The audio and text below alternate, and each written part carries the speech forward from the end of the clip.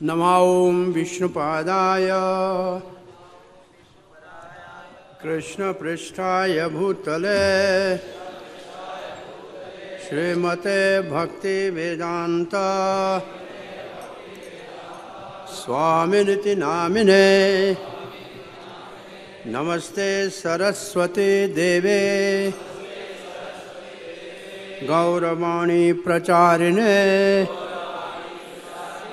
निर्विशेषाय शून्यवादी पाश्चात्य देश तारिणे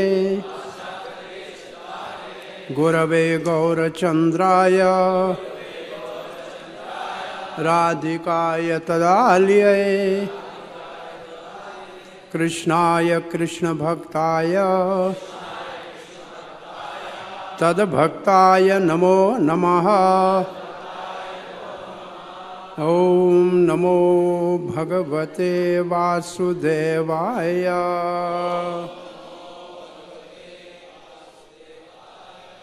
ओम नमो भगवते वासुदेवाय।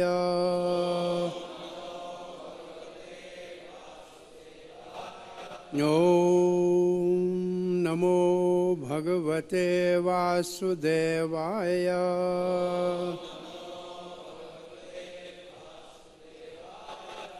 कृष्णाय वासुदेवाय देवकी नंदनाय च नंदगोपकुमाराय गोविंदाय नमो नमः। नमो महावदन्याय कृष्ण प्रेम प्रदायते कृष्णाय कृष्ण चैतन्य नामनि गौरात्वेषे नमः। वाञ्छाकल्पतरुभ्यश्च कृपा सिन्धुभ्यैव च पतितानां पावनेभ्यो वैष्णवेभ्यो नमो नमः। जय श्री कृष्ण चैतन्य प्रभो नित्यानंद श्री अद्वैत गदाधर श्रीवास आदि गौर भक्त वृंदा। हरे कृष्णा कृष्णा कृष्णा हरे हरे हरे राम राम राम हरे हरे। जय जय श्री चैतन्य जय नित्यानंद।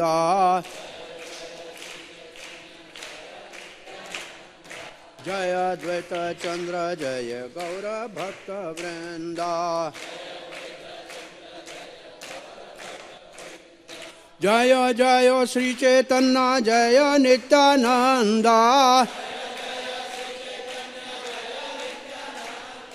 जय अद्वैत चंद्र जय गौर भक्त वृंदा। जय जय श्री चैतन्य जय नित्यानंद। जय अद्वैत चंद्र जय गौर भक्त वृंदा। जय गौर प्रेमानंदे। हरे कृष्णा। श्री राधा पार्थ मंदिर इस्कॉन दिल्ली में प्रातः भागवत के समय आज भागवत पुरुष, दो भागवत, एक भागवत ग्रंथ और एक भागवत पुरुष। भागवत पुरुष का महिमा भी भागवत ही कहलाती है। तो आज हम परम भागवत पुरुष वृंदावन दास ठाकुर के आविर्भाव तिथि के उपलक्ष्य में उनकी कृपा, उनके गुणगान से, और जो उनका गुणगान और द्वितीय महाजन ने किया है उनके मुख से उनका गुणगान सुनेंगे तो ज़्यादा महत्वपूर्ण रहेगा। तो श्रीपाद कविराज गोस्वामी जिनके द्वारा श्री चैतन्य चरितमृत बहुत मधुर, कितना मधुर है। प्रभुपाद जी एक बार किसी प्रोग्राम से आ रहे थे तो बाहर बहुत मिठाई रखी थी, तो किसने कहा प्रभुपाद बहुत अच्छी बंगाली मिठाई। प्रभुपाद ने एक ही बंगाली मिठाई है, कौन सी बंगाली मिठाई? संदेश है, रसगुल्ला है। बोला नहीं नहीं, बंगाली एक ही मिठाई है, चैतन्य चरितमृत। जो मीठा बंगाली में बहुत स्वीट है वो चैतन्य चरितमृत है, बहुत चैतन्य चरित मीठा है। और विचार ऐसा लगा कि आदि लीला के 8वें अध्याय में कविराज गोस्वामी ग्रंथ के इस चैतन्य चरितमृत को प्रकट करने के लिए आशीर्वाद जो प्राप्त हुआ है गुरु और कृष्ण से, उसके अंतर्गत, क्योंकि हम साधक हैं तो ये 29-30 श्लोक से आगे कुछ श्लोकों का आज श्रवण करके वृंदावन दास ठाकुर की महिमा का वर्णन करेंगे। हे न कृष्ण नाम यदि लय बहु बार, तभी यदि प्रेम नहीं नहीं अश्रुधार।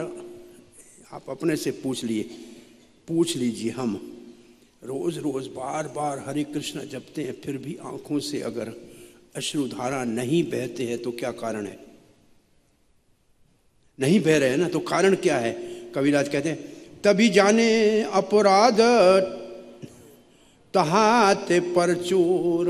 इसका मतलब है हमसे बहुत से अपराध हो रहे हैं, प्रचुर मात्रा में अपराध हो रहे हैं, इसलिए अंदर से प्रेम का जो फाउंटेन है, जो प्रेम का फुहारा अंदर है वो अवरुद्ध हो गया है, उसके ऊपर बांध बंध गया है। अपराधों के बांध के कारण वो नहीं बहा कर रहा है। कृष्ण नाम बीज ताहि ना करे अंकुर। भगवत प्रेम जो हमारे सबके हृदय में है वो बीज के रूप में तो है, लेकिन अंकुर नहीं हो रहा है। अभी तक वो अपना फल नहीं दे रहा है। अब दूसरा साधन बताते हैं। चैतन्य नित्यानंद नहीं ये सबे विचार। अगर चैतन्य और नित्यानंद का नाम लेंगे तो ऐसा कोई विचार उनका नहीं है। अपराध वहां नहीं होता है, वहां अपराध नहीं होता है। नाम लैते प्रेम दे बहे अश्रुधार। गौरंगा ऐसे कहते ही अपने आप गोरंगा बोलिते हवे पुलक शरीर। तो फिर तत्काल अपराधों से मुक्ति हो जाती है। ये परंपरा बता रहे हैं और बहुत लंबे इनके ऊपर तात्पर्य भी हैं। हम आगे चलते हैं। स्वतंत्र ईश्वर प्रभु अत्यंत उदार। श्री चैतन्य महाप्रभु स्वयं ईश्वर है, उदार है बहुत, हाँ बहुत उदार है। तारे ना भजिले कबू ना है निस्तार। उसके भजन के बगैर कभी भी हम मुक्त नहीं हो सकते। किससे? अपराधों से, ऐसे समझ लीजिए, और भी सब कारणों से। चैतन्य महाप्रभु के कृपा के बगैर हम आगे भक्ति में नहीं बढ़ सकते। अब कविराज गोस्वामी थोड़ा भौतिकवादी लोगों को डांटते हुए कह रहे हैं, अरे मूढ़ लोक सुन चैतन्य मंगल। अगर आपको चैतन्य महाप्रभु के बारे में जानना है तो मूर्खों चैतन्य मंगल सुन लो। तो चैतन्य मंगल वृंदावन दास ठाकुर का अद्भुत चैतन्य भागवत के नाम से प्रसिद्ध आज हमारे पास चैतन्य महाप्रभु के चरित्र का शास्त्र है। उसका नाम पहले चैतन्य मंगल। वैसे 4 प्रमाणिक शास्त्र चैतन्य महाप्रभु के चरित्र के ऊपर हमारे पास उपलब्ध हैं। प्रमाणिक चैतन्य चरितमृत, चैतन्य भागवत जिसको हम अभी कहते हैं, चैतन्य चरितमृत कविराज गोस्वामी, चैतन्य भागवत वृंदावन दास ठाकुर, चैतन्य मंगल लोचन दास ठाकुर, ये तीनों बंगाली में है। और एक संस्कृत में चैतन्य चरित्र महाकाव्य, वो है मुरारी गुप्ता का, और उन्होंने वो कम से कम 20 साल से ज़्यादा समय उसको प्रकट करने में लगाया। तो जो चैतन्य महाप्रभु के विषय में हमको जानकारी है उसके स्रोत दो हैं। एक मुरारी गुप्ता जो महाप्रभु के समकालीन बाल काल के मित्र हैं, उन्होंने अपने कर्चा नोटबुक में जो भी चैतन्य महाप्रभु की बाल लीलाएं और स्कूल की लीलाएं लिखी हैं वो। और दूसरा हमारे पास चैतन्य महाप्रभु के लीलाओं का सोर्स है, वो है स्वरूप दामोदर जगन्नाथपुरी में, जिन्होंने महाप्रभु के लीलाओं को सूत्र रूप में लिखा है। और स्वरूप दामोदर से ये सारे लीलाएं रघुनाथ दास गोस्वामी ने व्यक्तिगत सुनी है। रघुनाथ दास गोस्वामी का हाथ चैतन्य महाप्रभु ने पकड़ के स्वरूप दामोदर दास के हाथ में दिया था, तो उनसे ये सब लीलाएं सुनी हैं। और श्री चैतन्य महाप्रभु के लीला समाहन के बाद तुरंत ही स्वरूप दामोदर के जाने के बाद रघुनाथ दास वृंदावन में जब आए तो बड़ा विरह था, लेकिन गोस्वामी ने कहा आपने 16 साल तक महाप्रभु के लीलाओं का साक्षात दर्शन किया है, तो 4 घंटे रोज कथा करते थे चैतन्य लीला की।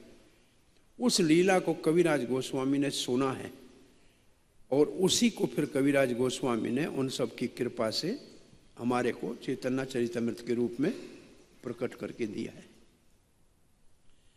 भगवत गीता भगवान श्री कृष्ण की वाणी है और उसकी पूर्ण आहुति होती है सर्वधर्मान परित्यज्य पे। ये है भगवत गीता की सार। कृष्ण का शरण ले पापू से मुक्त होकर कृष्ण को पाए। और भागवत शुरू होती है धर्म प्रोजित कैतव निर्मत्सराणाम सताम। वो जो कहा है कि धर्म त्याग, तो उन सारे धर्मों को त्याग करने के बाद भागवत शुरू होता है। तो जहां भगवत गीता पूर्ण आहुति पे पहुंचती है वहां से भागवत शुरू होती है। भगवत गीता में है भगवान ने क्या कहा है, और भागवत है भगवान क्या करते हैं। तो भगवान की लीलाओं के लिए, भगवान के लीला में प्रवेश होने के लिए दरवाजा है भागवत। भागवत की पूर्ण आहुति का श्लोक है नाम संकीर्तन यस्य पाप प्रणाशनम। भागवत पूरी होती है, अंतिम श्लोक है नाम संकीर्तन। और चैतन्य चरितमृत शुरू होती है नाम संकीर्तन से। तो जहां भागवत की पूर्ण आहुति होती है वहां से चैतन्य चरितमृत शुरू होती है। तो चैतन्य चरितमृत में है कि भगवान क्या सोचते हैं, भगवान क्या बोलते हैं भगवत गीता, भगवान क्या करते हैं भागवत, और भगवान क्या सोचते हैं चैतन्य चरितमृत। तो एक दूसरे से दूसरा अंतरंग और रहस्यमय है। तो ये महाशय कितने महान है जो चैतन्य महाप्रभु की लीला को हमारे सामने प्रकाशित किया है। तो ये बहुत बड़े महान महाप्रभु के निश्चित रूप से अंतरंग पार्षद हैं, तब ये लीला हमारे को ऐसे प्रकट रूप से मिली है। तो यहाँ कौन से शब्द पे ये बात आई, अरे मूढ़ लोक सुन चैतन्य मंगल। ये जो चैतन्य भागवत है वृंदावन दास ठाकुर का, इसको सुन लो, क्या होगा। चैतन्य महिमा याते जानी बे सकल। क्योंकि चैतन्य महाप्रभु के बगैर है तो हमारा अपराध से मुक्ति होगी नहीं। तो फिर चैतन्य महाप्रभु को कहाँ जाके ढूंढे, बोला चैतन्य मंगल में ढूंढो, तो सारे अमंगल अपने आप चले जाएंगे। ऐसे श्लोक बोला है कि जो चैतन्य मंगल के श्रवण से सारे अमंगल अपने आप चले जाएंगे। अब आगे कहते हैं कृष्ण, हाँ ये अब उनका परिचय करा रहे हैं, कौन है वृंदावन दास ठाकुर। तो आप बोलिए कृष्ण लीला भागवते कहे वेद व्यास चैतन्य लीला व्यास वृंदावन दास। अभी परिचय करा रहे हैं कि ये वृंदावन दास ठाकुर कौन है? बोला जो भागवत का रचिता व्यासदेव है वही चैतन्य महाप्रभु के लीला का रचिता वृंदावन दास है। तो कवि कर्णपुर अपने गौड़ गण दीपिका, गौर गण मतलब गौरंगा महाप्रभु के जो पार्षद है उनमें परिचय दिलाते हुए कहते हैं वृंदावन दास ठाकुर व्यासदेव और एक भगवान श्री कृष्ण का वृंदावन का सखा कुसुम पीड़ सखा एक वृंदावन के भगवान श्री कृष्ण के लीला का, इन दोनों का आवेश वृंदावन दास ठाकुर में है। सखा कुसुम पीड़ और वेद व्यास, ये दोनों की पर्सनालिटी वृंदावन दास के रूप में प्रकट हुआ है। तो ये उनका परिचय है। अब आगे कहते हैं वृंदावन दास कैला चेतना मंगल, यहाँ श्रवणे नासे सर्व अमंगल। ऐसे महान वृंदावन दास ठाकुर ने, जो व्यासदेव है उन्होंने ये जो चेतना भागवत दिया है, क्योंकि पहले इनका नाम चेतना मंगल था। जब लोचनदास ठाकुर ने चेतना मंगल नाम का दूसरा ग्रंथ प्रकाशित किया तो फिर वृंदावन दास ठाकुर ने अपने ग्रंथ का नाम चेतना भागवत रखा। तो यहाँ कविराज गोस्वामी जो मंगल कहते हैं वो मंगल है चेतना भागवत।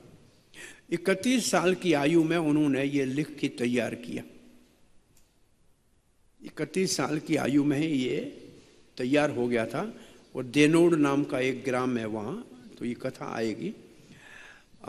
मुरारी गुप्ता के 3-4 साल बाद में, तो 1705 का इनका जन्म है। उस हिसाब से 31 साल में इन्होंने 38 में या ऐसे 1738 में चेतना मंगल को प्रकाशित किया है। अब आगे कहते हैं चैतन्य नितायर याते जानिया महमा, याते जानी कृष्ण भक्ति सिद्धांतेर सीमा। अब इस चेतना भागवत में चेतना निताय की याते जानिए महिमा, जो महिमा कही गई है वो कृष्ण भक्ति के सिद्धांत की सीमा है। मतलब आप कृष्ण भक्ति, हम सब क्या कर रहे हैं? कृष्ण भक्ति कर रहे हैं। तो उसको अगर हमको पूर्ण रूप से जानना है तो चेतना भागवत से चेतना महाप्रभु और नित्यानंद की लीला का परिचय चाहिए, जानकारी चाहिए।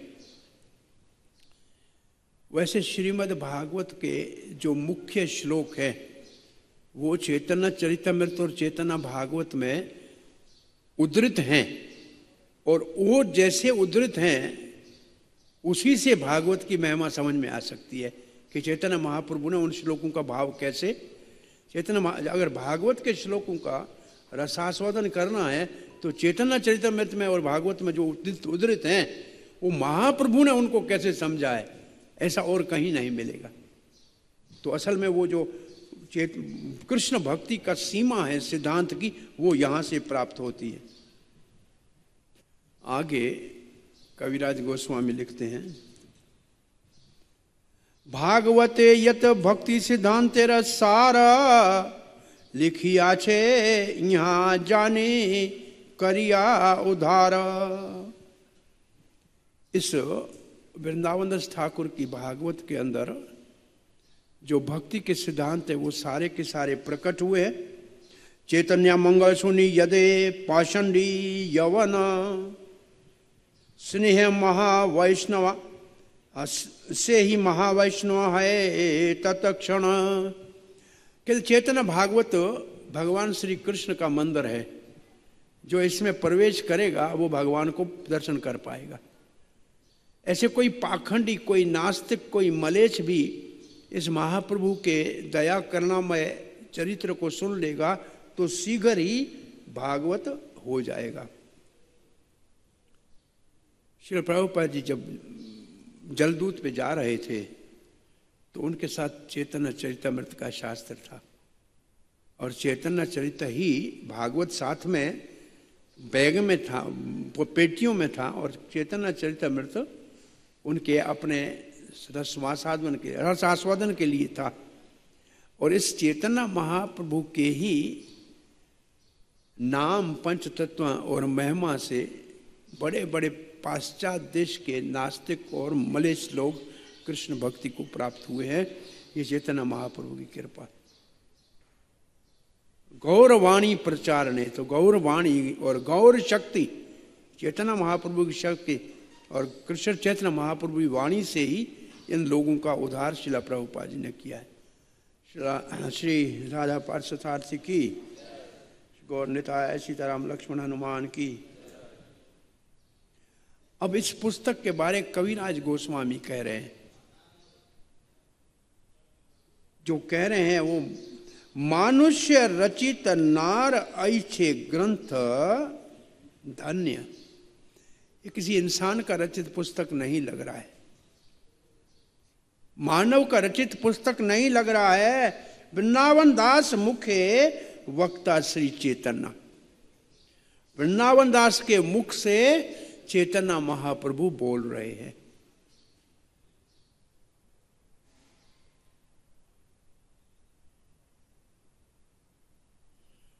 प्रभुपाद जी अपना पुस्तक पढ़ रहे थे। प्रभुपाद जी आप अपना पुस्तक क्यों पढ़ रहे? बोला मेरा थोड़ी है, कृष्ण का पुस्तक है, मैंने नहीं लिखा है, कृष्ण ने लिखवाया है।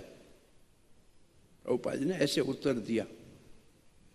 और एक बार कुछ बहुत पत्रकार देखा कि प्रभुपाद ने बहुत शास्त्र लिखे हैं, तो कैसे थोड़े समय में लिखे हैं, पूछने आए कि स्वामी जी आपने इतना सारा साहित्य कैसे लिखा है?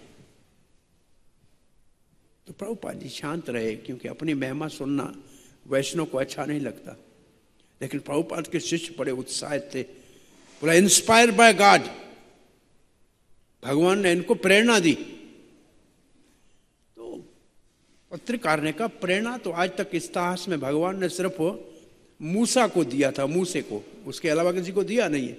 तो क्या ये मूसा है, उस स्तर का है क्या? तो उसने फिर साहस करके पूछा स्वामी जी आपका शिष्य ठीक कह रहा है? तो कहा नहीं, मुझे भगवान ने प्रेरणा नहीं दी है, भगवान ने डिक्टेट किया है और मैंने लिखा है।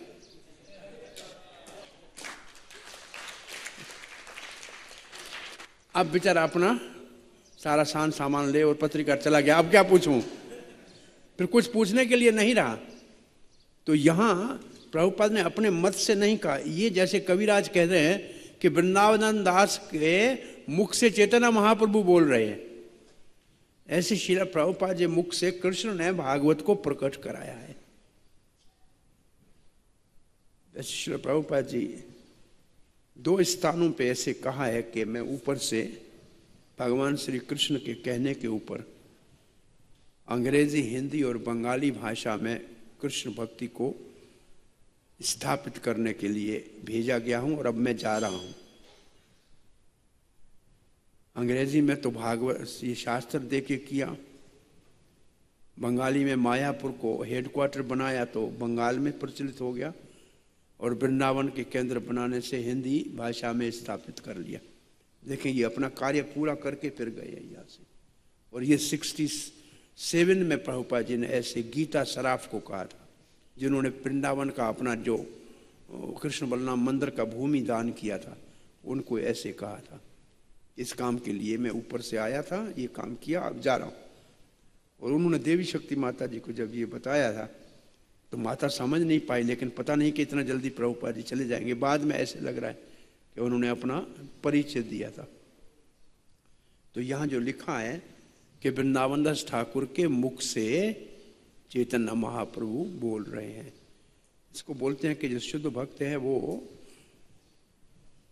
जैसे प्रभुपाद जी लिखा है, मैं कठपुतली हो जाता हूँ, आप जैसे नचवाना है ऐसे नचाओ। और श्रीपाद गौर गोविंद महाराज कहते थे कि हम पाइप बन जाएं और ऊपर से जो भगवान को भेजना है हम उसको बाहर निकाल के लोगों तक पहुंचाएं, कि हम सिर्फ माध्यम बन जाएं, अपना मन से कुछ नहीं। और महाप्रभु की लीला को ऐसे उन्होंने अति अद्भुत वर्णन महाप्रभु ने अपनी लीला क्या किया है। आगे कहते हैं, वृंदावन दास पदे कोटि नमस्कार। आज हमको भी करना चाहिए, बोलिए, वृंदावन दास पदे कोटि नमस्कार। आइछे ग्रंथ करी तहाँ तारी लो संसार। वृंदावन दास पदे कोटि नमस्कार। आइछे ग्रंथ करी तेहूँ तारीला संसार। आप सब हम कोटि प्रणाम करें वृंदावन दास ठाकुर को, जिन्होंने चैतन्य महाप्रभु के इस ग्रंथ के माध्यम से परिचय देके विश्व को तारा है। तारा है कि नहीं तारा है? प्रभुपाद जी के द्वारा विश्व को तारा है, ये सत्य है। पहले अगर ऐसे पढ़ते प्रभुपाद के जाने से पहले तो विश्व को तारा है ये बात समझ में नहीं आती। बंगाल को तारा है समझ में आ सकता था, हिंदुस्तान को तारा है, भारत को यह भी समझ में नहीं आ सकता था। भक्ति सिद्धांत सरस्वती महाराज ने इसको भारत की सीमाओं तक तारने के लिए प्रमाणित कर दिया और फिर अपनी कृपा से श्रील प्रभुपाद जी के द्वारा पूरे विश्व को तारने को भी प्रमाणित कर दिया। यहाँ जो दो शब्द लिखे हैं कि हम कोटि नमस्कार करते हैं वृंदावन ठाकुर को कि उनके ग्रंथ से विश्व का पूरे तारीला संसार, वही बात कर रहे हैं कि ये सिद्ध प्रभुपाद जी के द्वारा इस प्रचार से होता है कि उन्होंने विश्व को वाकई तारा है। तो ये जो कविदास गोस्वामी में लिखा है ये भविष्यवाणी जैसे है कि भविष्य में ऐसे तारा जाएगा। क्योंकि चैतन्य महाप्रभु का इससे पहले श्लोक क्या था जो लिखा है, महाप्रभु ने लिखवाया है और उन्होंने लिखा है। तो महाप्रभु ने पहले कहा है कि मेरा प्रचार पूरे विश्व में होगा, तो इसलिए कविराज गोस्वामी ने वही किया कि ये ऐसे पूरे विश्व में प्रचार होगा। तो ये उनका महिमा है और प्रभुपाद जी ने ये परंपरा के अंतर्गत पूरा आगे काम को बढ़ाया है। अब परिचय देते हैं कि वृंदावन दास इतना बड़ा कार्य कैसे कर पाए। तो कहते हैं, नारायणी चैतन्या उचिष्ट भाजन ताहर गर्भे जनिमला त्रयी अश्री दास वृंदावन। अब वृंदावन दास ठाकुर की माता का महिमा का वर्णन कर रहे हैं। नारायणी उनका नाम था और चैतन्य महाप्रभु के उचिष्ट प्रसाद की भाजन मतलब उनको पाने वाली ये महान भाग्यशाली भागवत नारी थी। तो नारायणी देवी श्रीवास ठाकुर जिनके आंगन में महाप्रभु नृतन करते थे, कीर्तन करते थे, उनके बड़े भाई नलीन की बेटी थी। तो उनकी भतीजी थी और जब छोटी बालिका थी तो वो श्रीवास के निवास पे ही विराजती थी। तो रात के कीर्तन के कारण सारी रात कीर्तन होता था महाप्रभु का 1 वर्ष तक श्रीवास आंगन में। तो चारों ओर ऐसे बात चल रही थी कि काजी और राजा दंड देगा, बहुत बड़ा यहाँ ये लोग रात को शोर मचा के नींद खराब कर रहे हैं। तो उस दिन श्रीवास ठाकुर नरसिंहदेव भगवान के सामने हाथ जोड़ के प्रार्थना कर रहे थे कि हमारी राजा से रक्षा करना। और महाप्रभु बाहर ऐसे गंगा जी के तट पे टहल रहे थे। तो किसी ने कहा देखो तो सही, ऐसे टहल रहा है जैसे राजकुमार है, इसको कोई चिंता भी नहीं है, रोज का कीर्तन से राजा का किसी वक्त भी आक्रमण हो सकता है। तो ये महाप्रभु ने सुना, तब श्रीवास के घर में प्रवेश करते ही कहा, श्रीवास तुम जिसकी पूजा कर रहे हो देखने नहीं, तुम्हारे सामने खड़ा हूं। वो नरसिंहदेव के सामने खड़े थे, कर रहे थे पूजा। बोले मैं खड़ा हूं ना तुम्हारे सामने। वैसे सामान्य कोई चैतन्य महाप्रभु को कहते थे आप साक्षात भगवान हो तो उंगली में कान डाल के कहते विष्णु विष्णु विष्णु। लेकिन कभी कभी वो अपने ऐश्वर्य भाव को प्रकट करते थे, बोलो मैं हूं तुम जिसकी अब तुम जानते हो श्रीवास, मैं परमात्मा के रूप में राजा के हृदय में भी तो रहता हूं ना। तो मैं कहूंगा तब आएगा ना, मैं कहूंगा ही नहीं तो आपके ऊपर आक्रमण कैसे करेगा? भाई परमात्मा प्रेरणा देगा तब आएगा ना। आज तो मानो कि वो स्वतंत्र आ भी जाए तो मैं उसको मना भी कर सकता हूं, मैं तो स्वामी हूं। मानो कि वो नहीं माने और लड़ाई के लिए आ जाए तो मैं उसके सामने खड़ा होकर कहूँगा तुम एक काम करो महाराज, तुम्हारे सारे जो बड़े बड़े विद्वान हैं, बड़े बड़े तुम्हारे मौलवी हैं, जो काजी हैं, उन सबको बुलाओ। वो तुम्हारे शास्त्र से तुम्हारे इस सेना के हाथी घोड़ों को शास्त्र के जो लिखी हुई कविता है उसको सुना के रुला के दिखाएं। अब बताओ, क्या कोई काजी कुछ किताब से पढ़ के हाथी घोड़े को रुला सकता है? और मैं रुला के दिखाऊंगा? तो श्रीवास ठाकुर ऐसे देख रहे थे। महाप्रभु को लगता है थोड़ा संदेह हो, कैसे कैसे? बोला तुम्हें विश्वास नहीं आ रहा है? देखो ये छोटी 4 वर्ष की नारायणी सामने बैठी है ना, अभी मैं इसको रुला के दिखाता हूं। और कहा नारायणी बोलो कृष्ण और कांदो। और नारायणी ने कृष्ण कहा और ऐसे धरती के ऊपर गिर गई और आंखों से अश्रुधाराएं बहने लगी, अष्ट सात्विक भाव प्रकट हो गए। आश्चर्यचकित सब हो गई, 4 साल की बालिका ऐसे कृष्ण प्रेम का आवेश कैसे हो गया? तो महाप्रभु ने श्रीवास ठाकुर को ये प्रमाण दिया कि इतनी छोटी बालिका भी जो कुछ नहीं जानती है, कृष्ण नाम के से प्रेम की अश्रुधाराएं बह सकती है, तो मैं उस राजा कैसे यहाँ आने का साहस कर सकता है? तो ये छोटी सी लीला से नारायणी के ऊपर महाप्रभु ने अपनी कृपा करके कृष्ण प्रेम दिया था। वो कृष्ण प्रेम प्रकाशित करने के लिए, कृष्ण भक्ति की सीमा को प्रकाशित करने के लिए उनके पुत्र के रूप में वृंदावन दास ठाकुर प्रकट हुए। ये नारायणी देवी कवि कर्णपुर के गौड़ गण, जो गौर गण या गौड़ गण दीपिका में, जैसे यशोदा मैया तो भगवान श्री कृष्ण की नित्य वात्सल्य भाजन माँ है, लेकिन बहुत सी और गोपियां भी हैं जो वात्सल्य प्रेम में है। उनमें से एक अंबिका है और उसकी बहन, अंबिका की बहन, क्या नाम? किलम्बिका। वो किलम्बिका भगवान के उच्चिष्ट की भाजन थी। जो भगवान को भोग लगता था उसको उसकी बहन लाके खिलाती थी। तो किलम्बिका अब नारायणी के रूप में प्रकट हुई है। तो ये भगवान श्री कृष्ण की वात्सल्य की मूर्ति थी और भगवान के प्रसाद की, उचिष्ट प्रसाद की जो है पाने वाली थी। इसलिए नारायणी के ऊपर महाप्रभु ने बड़ी कृपा किया है। तारही अद्भुत चैतन्य चरित वर्णन, यहार श्रवण शुद्ध कैला त्रिभुवन। उस नारायणी के बारे में भी चैतन्य चरितमृत में यहाँ वर्णन किया है वृंदावन दास ठाकुर ने कि वो कितनी महान थी। उनके पिता का नाम वैकुंठनाथ विप्र था और वैकुंठनाथ विप्र जो श्रीवास की पत्नी मालिनी देवी है उनके कुल से था और इनका पैतृक गांव मामगाछी था जो मोद्रुम द्वीप में नवद्वीप में है।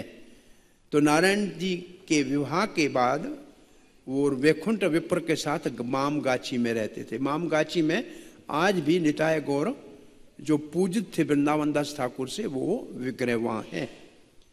लेकिन उनके पिताजी का ज्यादा वंश का वर्णन नहीं किया है। जैसे प्राय अर्जुन को कौंतेय के नाम से जाना जाता है, ऐसे वृंदावन दास को नारायणी के नाम से जाना जाता है कि नारायणी के पुत्र है। इनके वंश को नारायणी और फिर नलिन पंडित तो श्रीवास ऐसे जानते हैं। और क्यों? वो वैकुंठ विप्रा अभी नारायणी के उदर में ही थे। वृंदावन दास ठाकुर, उनका शरीर छूट गया तो उन्होंने पहले तो देखा ही नहीं था पिता को। और दूसरा, भक्ति सिद्धांत सरस्वती गोस्वामी महाराज प्रभुपाद कहते हैं वृंदावन दास ठाकुर ने उनका ज्यादा वर्णन नहीं किया है। कारण ये है कि वो चैतन्य महाप्रभु के सेवा में नहीं लगे थे। तो इसलिए मुख्य नारायणी जो महाप्रभु के कृपा पात्र थी उनके साथ उनका ज्यादा संबंध बताया है शास्त्र में। तो नारायणी के पुत्र के रूप से ज्यादा प्रसिद्ध है। और ये पुरानी प्रचा हमसे कौनते सबसे ज्यादा अर्जुन का नाम है। तो इस तरीके से नारायणी का यहाँ वर्णन है। अतएव भज लोक चेतना नित्यानंद, खंडी वे संसार दुख जावे पावे परमानंद। ऐसा अद्भुत चेतना और नित्यानंद की महिमा। वैसे भाग्य की बात है कि सबसे, वैसे सौभाग्य की बात है कि वृंदावन दास ठाकुर साक्षात नित्यानंद प्रभु के दीक्षित शिष्य और अंतिम में से, अंतिम शिष्यों में से एक दीक्षित शिष्य है और बहुत बड़े उनके कृपा के पात्र हैं। सो वृंदावन दास ठाकुर नित्यानंद के संग में भ्रमण करते हुए एक बार देनूर नाम के स्थान में, देनूर अंग्रेजी में देनूर लिखा है, वैसे देनूर कहते हैं, देनूर नाम के स्थान, जहां उनका एक शिष्य रामहरि नाम का रहता था, रामहरि ऐसे नाम है कुछ। तो महाप्रभु जब नित्यानंद प्रभु वहां गए, उन्होंने देखा बहुत बड़ा संकीर्तन मंडल आ रहा है और संकीर्तन मंडल को आके उनका स्वागत किया। तो उन्होंने कहा हमारे घर आप प्रसाद लीजिए। तो कहा कि इतने लोगों का प्रसाद आप कैसे कर पाओगे, वे छोटा प्राय साधु कुटिया में रहने वाला इतने बड़े समाज का प्रसाद, पर तुम ऐसे करो चावल दाल ला के यही खिचड़ी बना के यही सबको प्रसाद पवाओ। तो जब प्रसाद पा लिया नित्यानंद प्रभु ने वहां, तो वृंदावन दास ठाकुर को कहा कि हरि तक ही लाओ। वो क्या है, प्राय प्रसाद पाने के लिए, मुखवास के लिए, कहीं महाप्रभु ने भी हरि तक की मांगी थी एक बार। किससे मांगी थी? गोविंद दत्त से। और एक दिन तो वो बहुत शहर में घूम घूम के लाया, तो 2-3 घंटे लगे। और दूसरे दिन मांगा और ऐसे दे दिया। बोला क्यों तुम्हारे पास ये जल्दी कैसे आ गई? बोला कल मैंने रखी थी।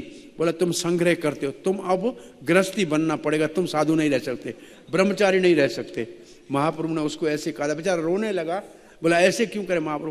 बोला बस अब तुम जो संग्रह कर रहे हो, अब तो गृहस्थी बनना पड़ेगा, तुम ब्रह्मचारी नहीं रह सकते हो। बोला ठीक है, तुम गृहस्थ बनोगे, मैं तुम्हारे घर में आके तेरा उद्धार तो करूंगा, लेकिन तुम। और यहाँ नित्यानंद प्रभु ने जैसे हरि तक की मांगी और वृंदावन दास ने तत्काल निकाल के दे दी। बोला कहाँ से आई तेरे पास? बोला मैंने संभाल के रखी थी, आप मांगेंगे। बोला तुम संग्रह करते हो। और यहाँ डांटा, तुम संग्रह कर दो, अब तो यही रहो, मेरे साथ नहीं चलो, अब तुम देनूड़ में ही रहो, अब यहां मेरे साथ तुम्हारे जाने की जरूरत नहीं। ऐसा किसी और ने कहा हो? आपको याद है? संग्रह करने वाले को छोड़ दिया हो? सनातन गोस्वामी ईशान को छोड़ दिया था, 1 रुपया संभाल के चल रहा था। बताओ ऐसे अगर आज छोड़ना शुरू करें तो कोई बचेगा क्या?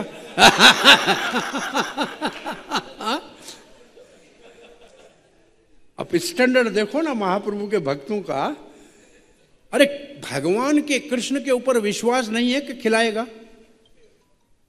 कृष्ण के ऊपर विश्वास नहीं है कि वो सब कुछ देगा। इसका मतलब अभी आपको पूर्ण विश्वास नहीं है। यही कहा नित्यानंद ने, कहा क्या आपको यह विश्वास नहीं है कि भगवान देगा? गृहस्थ संग्रह करे तो ठीक है, उसके ऊपर दायित्व है, लेकिन साधु बाबा संग्रह करे तो ये तो उसके प्रगति में बड़ी बाधा है, असल में बहुत बड़ी बाधा है। इसका मतलब भगवान के ऊपर विश्वास नहीं है। एक महात्मा कहते थे, ऐसा आज मैं 30 साल से भ्रमण कर रहा हूं, एक दिन ऐसा नहीं है कि मेरे को भगवान ने भूखा रखा हो। एक बार मैं पहाड़ों में था, मैंने कहा यहां कौन कैसे आएगा, कैसे मेरे को कुछ मिलेगा। मैं सुबह उठा हूं, नहाया हूं, तब से हलवा गरम गरम और पूरी किसी ने डाके मेरे सामने पत्तल पे रखी, और मैं रो रहा था, भगवान यहां भी आप हमारे को दे सकते हो तो फिर चिंता करने की जरूरत क्या है। हमारे गुरुकुल के बच्चे पहले जमाने में कूर्म रूप प्रभु कहते, हम इनको घुमाने ले जा रहे थे छुट्टियों में, तो देहरादून गए। हमने कहा कि अभी इन बच्चों का इतने का कहाँ से भोजन की व्यवस्था करेंगे, इसका कैसे काम होगा। तो हमको और कुछ समझ में नहीं आया। हमने बोला चलो गांव में कीर्तन करते हैं। बच्चों को लेके हमने बाजार में कीर्तन किया, तो लोग आ गए, अरे आप हरे कृष्णा वृंदावन वाले हो, आज हमारे घर प्रसाद, आज हमारे घर। तो महीने का हमारा पूरा सब बुकिंग हो गया। कुछ भी करना नहीं पड़ा, कुछ भी नहीं करना पड़ा। गिरिराज महाराज कहते हैं, जब नया नया हमारा मंदिर था बॉस्टन में, 60s, लेट 60s में, अभी 70 नहीं। तो मंदिर के अंदर कोई ज़्यादा धन नहीं आया करता था, तो 2-3 काम कर नौकरी करते थे जो, वो कुछ पैसा मिलता था वो लाते थे, उसमें से खाते थे। तो एक दिन कहा कि भाई कौन से किसको क्या काम करने आता है, काम क्या करने आएगा। सब 18-19 साल में तो सब कुछ छोड़ के आया था, काम किसी को कुछ भी नहीं आता था। और कहीं भी जाके $2 घंटे में काम कर लेते थे, $5-8, $20 मिल जाते थे। तो उसने कहा मैं इतना कर सकता हूँ, इतना करता हूँ। एक बहुत सरल भक्त बैठा था, उसने कहा श्रील प्रभुपाद ने देखो लिखा है कि हरे कृष्ण कीर्तन करने से भगवान सबकी सब इच्छा पूरी करता है, तो कीर्तन क्यों ना करके देख लें। और सबने कहा ठीक है चलो कल कीर्तन करते हैं। वो जैसे गए कीर्तन करने तो शाम को $10 मिल गया। अरे इसने बोला इतना तो हम महीने में नहीं कमाते हैं, कल फिर कीर्तन पे जाना है। और दूसरे दिन कीर्तन गए 14, तीसरे दिन 18। बोला ये इससे अच्छा और कोई रास्ता नहीं है, आप कीर्तन करो और भगवान सारी व्यवस्था अपने आप करेगा, आपको कुछ करने की जरूरत नहीं। ये बहुत बड़ा सरल साधन है। इंद्रदमन महाराज कह रहे थे, हम रशिया में एक जगह, कि जब मैं फ्रांस का प्रेसिडेंट था तो मैंने एक नेम बना रखा था, मैं ठाकुर जी की फर्स्ट क्लास पूजा करूंगा, बेहतरीन पोशाक, बेहतरीन प्रसाद, फर्स्ट क्लास, बाकी सारे मंदिर की चिंता भगवान करेंगे। तो उससे बहुत अच्छा काम होता था। आप सिर्फ फोकस करो भगवान की फर्स्ट क्लास की पूजा के, भगवान आपके फर्स्ट क्लास मेंटेनेंस का प्रबंध करेंगे। ये बहुत अच्छा उनका अनुभव है। बहुत, भगवान के पास कोई कमी है क्या मेंटेन करने की, वो कुछ भी कर सकता है। तो ये बहुत बड़ा महत्वपूर्ण है कि हमारा फोकस अगर भगवान, जैसे संकीर्तन करेंगे तो कभी महाप्रभु की कमी रहने नहीं देंगे। ये किसको कहा था? श्रीवास को। ये तुम गृहस्थी हो, कुछ करते नहीं हो। प्रभु मैं महाप्रभु के अद्भुत है। कौन एक था बोले ये तो गृहस्थी है, इसको अपने घर में हिसाब किताब करना आता नहीं है, आप इसका अकाउंट रखा करो। तो महाप्रभु ऐसे कह रहे थे किसी को, किसका, हम थोड़े दिन पहले कोई चर्चा कर रहे थे, उसका किसी का नाम था ये। तो महाप्रभु को इतना ध्यान था कि इसका ये देखभाल करने की जरूरत है, ये हिसाब किताब करता नहीं है। तो श्रीवास इतना बड़ा घर है, परिवार है, तुम कोई धंधा काम करते नहीं हो, खाओगे कैसे? क्या बोला? भगवान दे देगा। बोला नहीं दिया तो मैं उपवास कर लूंगा। दूसरे दिन नहीं दिया तो उपवास कर लूंगा। तीसरे दिन बोला गंगा में जाऊंगा, तो नहीं देता है तो कूद पड़ूंगा, और क्या करना है। महाप्रभु का इतना विश्वास है कि भगवान देगा, कुछ भी नहीं करता है।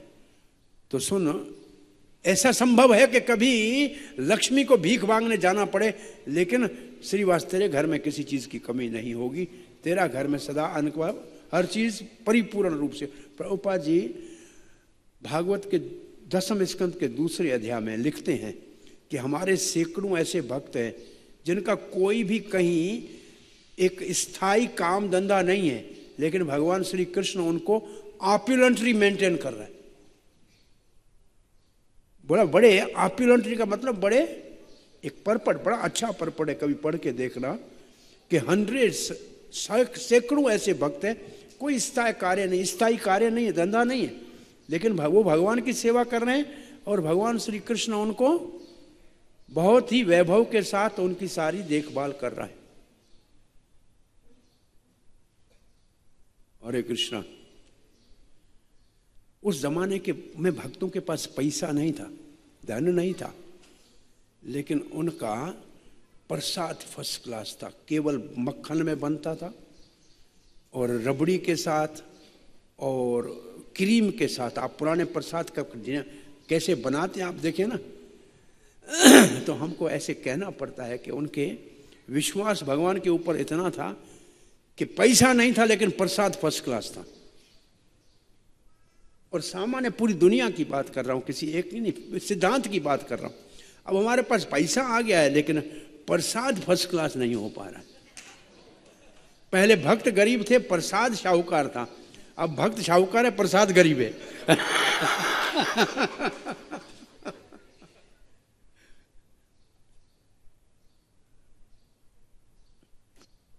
मालती माता जी कह रही हमारे पास पकाने के लिए कुछ नहीं थे, प्रभुपाद जी हमारे पास आए हुए थे। हल्का माल तो नहीं है, चाहिए तो बटर चाहिए, उससे पकाना है। मैं बाहर गई, कहाँ से कुछ कैसे आएगा। तो एक गाड़ी सप्लाई करने वाले की आई, मालिक वो जो गाड़ी से उतर के सप्लाई करने गया दुकान में, और पीछे मैं वहाँ से बटर कुछ उठा के अंदर आई और किचन के अंदर बहुत अच्छा प्रसाद बनाया, भगवान को भोग लगाया और प्रभुपाद जी को प्रसाद दिया। प्रभुपाद ने कोई ऊपर से देखा था, बोला मालती ये बहुत अच्छा बनाया, कहाँ से लाई। अब बेचारी को संकोच होने लगा, कैसे बताऊं कि गाड़ी वाला गया उधर और मैं बटर उठा के आ गई। गाड़ी वाला सप्लाई करने गया, वो उठा के आ गई। तो बड़ा संकोच हुआ प्रभुपाद जी, और प्रभुपाद जी कहते हैं I our Krishna was also butter thief.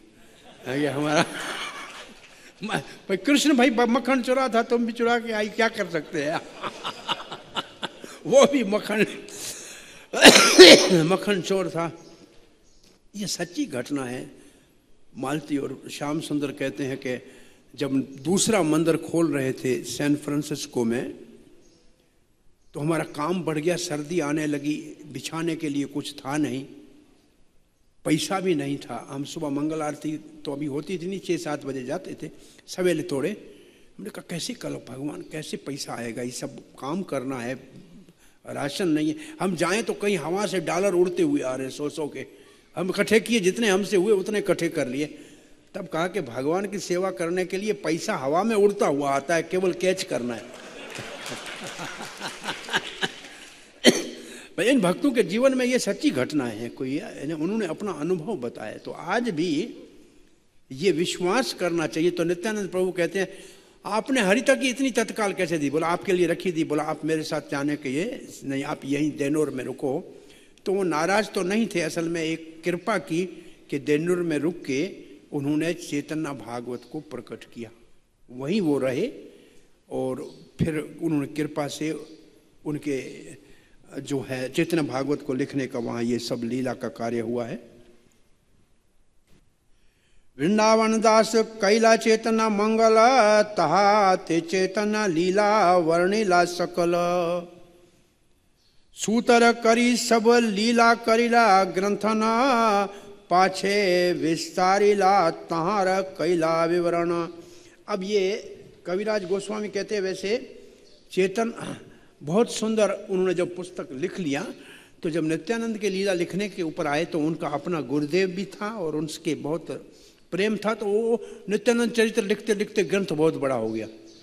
अब उन्होंने बोला इतना बड़ा कैसे पढ़ेंगे, इसलिए उन्होंने जो बाद की लीला थी उसको थोड़ा सा कम करके और शास्त्र को लिखना उधर ही विराम दे दिया, क्योंकि उनका ग्रंथ बहुत बड़ा हो रहा है, तो उन्होंने रोक दिया। इसलिए कविराज कहते हैं मेरे पास कुछ लिखने को नहीं है, उन्होंने कुछ छोड़ा है जिसको मैं उनके उचिष्ट को आपको देता हूं। और प्रभुपाद लिखते हैं ये कविराज गोस्वामी ने परंपरा की रक्षा की है, परंपरा की रक्षा की। ऐसे नहीं कि दूसरे से मैं बड़ा लिख सकता हूं। प्रभुपाद का बहुत अच्छा तात्पर्य हमारे लिए उसके ऊपर है। चलो इसको आगे बढ़ते हैं, आ जाएगा, वो भी कहीं आना चाहिए। चैतन्य चंद्र लीला अनंत अपार, वर्णिले वर्णिते वर्णिते ग्रंथ हैला विस्तार। अनंत लीला है तो कैसे उसको पूरा किया जाएगा। थोड़े दिन पहले हम कहाँ पूना में ये ब्रह्मा जी के प्रार्थना के ऊपर 5 दिन से कथा कर रहे थे, तो उसमें लिखा है कि भगवान के गुण इतने अनंत है। ब्रह्मा जी कहता है मैं शंकर तो क्या, साक्षात भगवान का अवतार शेष वो वर्णन कर रहा है 1000 मुख से, अभी तक पूरी नहीं हुई है, तो उसकी लीला कौन उनके गुण वर्णन कर सकता है। भगवान के गुण नित्य नवीन है, वर्णन हो नहीं सकते। भगवान का ही एक अवतार, भगवान की गुणा गाते गाते अनंत शेष पूरी नहीं कर पा रहा है। तो यहाँ वृंदावन दास ठाकुर कहते हैं उसी चेतना महाप्रभु की लीलाओं का पार नहीं पाएंगे तो ग्रंथ बड़ा नहीं हो जाए। इसके लिए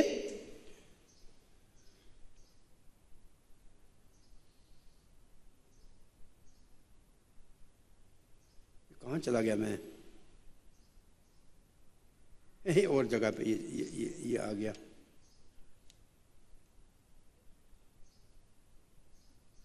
और नित्यानंद लीला वर्णिला हैला आवेश, चैतन्य शेष लीला रहिला अवशेष। वो नित्यानंद की लीला इतनी बड़ी ज्यादा वर्णित कर ली कि चैतन्य महाप्रभु की लीला बाकी बच गई, तो पूरी नहीं कर पाए।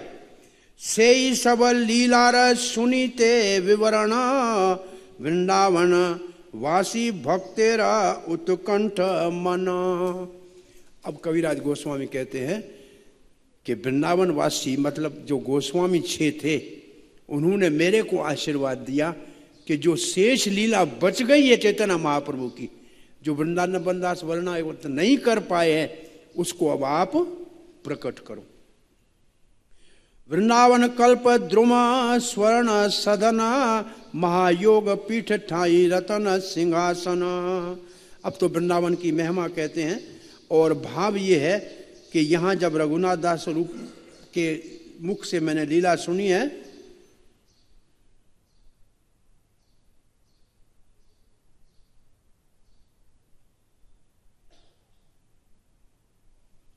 तो फिर हमारे को प्रेरणा मिली, तो हमने ये चैतन्य चरितमृत वृंदावन दास ठाकुर की ही उचिष्ट बचा है, उसको आपको दे रहे हैं।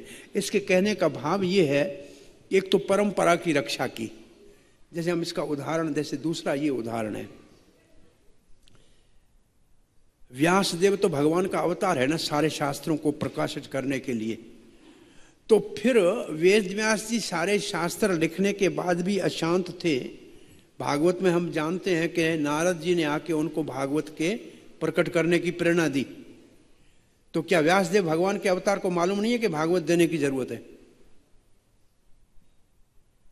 तब लिखा है कि मालूम है, लेकिन परंपरा की रक्षा करने के लिए कि गुरु से प्राप्त हुआ, नारद गुरु है, उन्होंने प्रेरणा दी तब प्रकट हुआ। तो एक तो गुरु परंपरा की रक्षा हुई, गुरु परंपरा की रक्षा हुई कि भागवत कैसे आया, बोला नारद जी से व्यासदेव के पास आया, नारद जी से ब्रह्मा जी के पास से आया, ब्रह्मा जी को साक्षात भगवान ने दिया। तो परंपरा की रक्षा मुख्य रूप से हुई। और ये भगवान की लीला थी, व्यासदेव को नहीं आता था ये बात नहीं थी, वो भी भगवान के अवतार थे।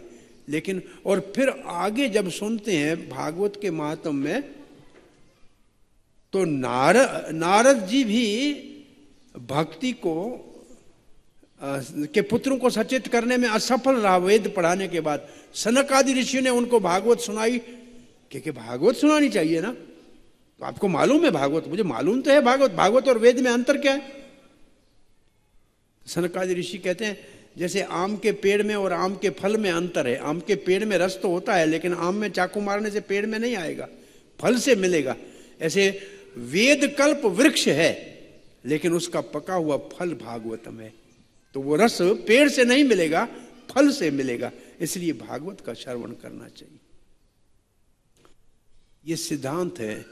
वेद समुद्र के समान है, पानी तो अथाह है, ज्ञान तो अथाह है, लेकिन किसी के काम नहीं आता है।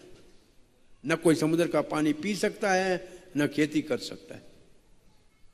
ऐसे जब वृंदावन दास ठाकुर जैसे महर्षि उस वेदों के अंदर से तपस्या करके अपनी भक्ति के बल से अमृत रूपी मीठा पानी बादल के रूप में प्रकट करके बरसाते हैं चैतन्य भागवत के रूप में, तब हमारे को वेदों का सार मीठे रूप में मिलता है, जिसको पी भी सकते हैं और जिससे हम अपनी भक्ति का खेती भी कर सकते हैं, कल्टीवेट कर सकते हैं अपनी भक्ति को।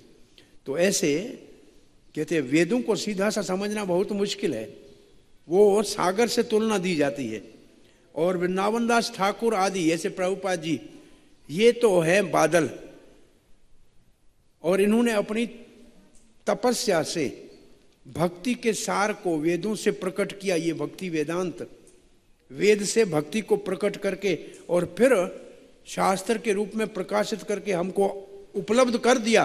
तो अब हम इसका रसास्वादन भी कर सकते हैं और भक्ति की कल्टीवेशन भी कर सकते हैं। तो ऐसे वृंदावन दास ठाकुर ने वो सारा साहेब वेद का सार ऐसे प्रकट करके हमको दिया है। मेरे ख्याल में सामने घंटी पहुंच गई 9 पे। तो यहाँ आज वृंदावन दास ठाकुर का आविर्भाव दिन है और उनकी समाधि, उनके पूजित ठाकुर वो तो मामगाछी में है, और देनोर में जो उनके ठाकुर जी थे वो फिर उनके शिष्य परंपरा में चले गए, जो थोड़े स्मार्ट हो गए बाद में, वो कर्म कांड को मानने वाले। अभी भी वो ठाकुर वहाँ हैं। तो 2 स्थान इनके हैं जिनका दर्शन किया जा सकता है। इनकी समाधि जहाँ सब 64 समाधियाँ हैं उनके अंतर्गत है। तो आज वृंदावन दास ठाकुर के चरणों में कोटि प्रणाम करें कि उन्होंने हमारे को चैतन्य महाप्रभु के लीलाओं का श्रवण करा के हमारी भक्ति का पोषण किया है। वृंदावन दास ठाकुर महाशय आविर्भाव तिथि महोत्सव की, श्री प्रभुपाद की विदाई गौर प्रेमानंदे। Hare Krishna. Thank you very much. वो एडिशन